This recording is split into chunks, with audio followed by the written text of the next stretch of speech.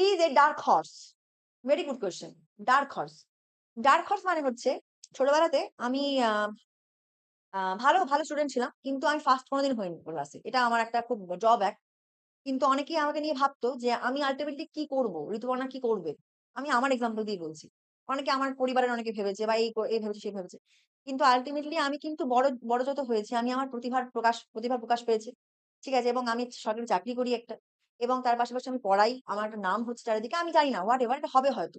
হয়তো কোনদিন আমি প্রধানমন্ত্রী হয়ে গেলাম। এটাও হতে পারে। বিষয়টা হচ্ছে যে এরকম যে আমার কিন্তু বেসিক্যালি কোন মানুষের ট্যালেন্টকে ছোট করা উচিত না।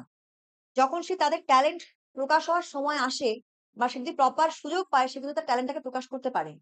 প্রথমে যাকে আমরা একদমই হচ্ছে তোমার ভাবছি একদম ছোট করছি বা হিউমিলিয়েট করছি, সেই মানুষটা যখন পরবর্তীকালে একটা অন্য ট্যালেন্টেড পারসন হয়ে বেরিয়ে আসছে জীবনে বা প্রতিষ্ঠা পাচ্ছে, তখন সে হয়ে যাচ্ছে ডার্ক হর্স।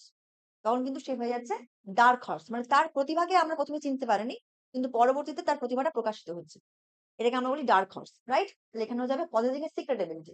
Option D. তার মধ্যে এত প্রতিভা ছিল সেটা আমরা পরে জানছি। অপশন ডি এখানে হবে correct option. Option D will be the correct option.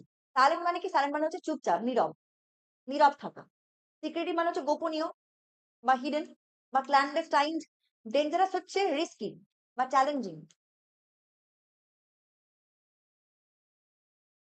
ঠিক আছে? তাহলে এখানে অপশন ডি হবে কারেক্ট অপশন।